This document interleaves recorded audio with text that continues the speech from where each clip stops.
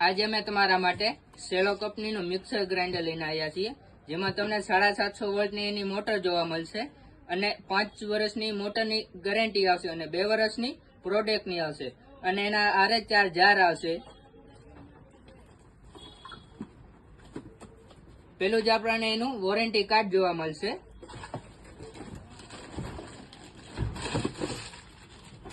પછી આવશે mixer grinder, પછી એના જાર આવશે, જેમાં પેલું આપણને જ્યુસર નું જોવા મળશે. પછી આપણને 3 સ્ટીલ ના જાર જોવા મળશે